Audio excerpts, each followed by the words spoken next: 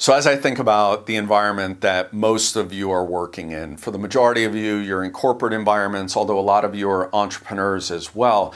You're in an increasingly complex, fast-moving, more competitive environment than ever before. I look at globalization, I look at the trends in the workforce and the challenges you face, and they're really scary. The complexity of organizations is unbelievable. You have matrices on top of matrices on top of matrices, and the speed with which we're transitioning people, moving from role to role, it's incredibly complex.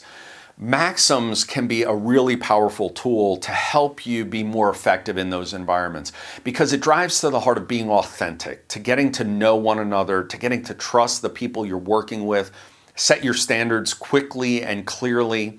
And if you go through the maxims method and articulate your leadership philosophy on just a simple single piece of paper and be able to tell people your personal leadership story, you can eliminate mistrust, you can reduce dysfunction, and you can operate much more quickly because your people trust you, they understand what your standards are, and candidly, they're a lot more willing to work with you and a lot more excited to work with a leader who they know as a person.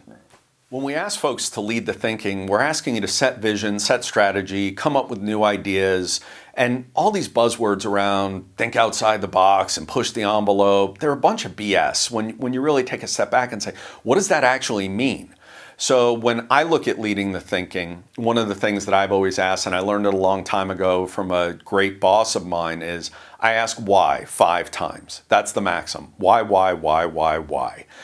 Just those 5 words remind me of the time I was working with this leader and he was trying to push my thinking, getting me to think about things differently. And he kept asking why, to get at a root cause, to get at the kernel of an idea that he knew was in there and he was trying to pull out.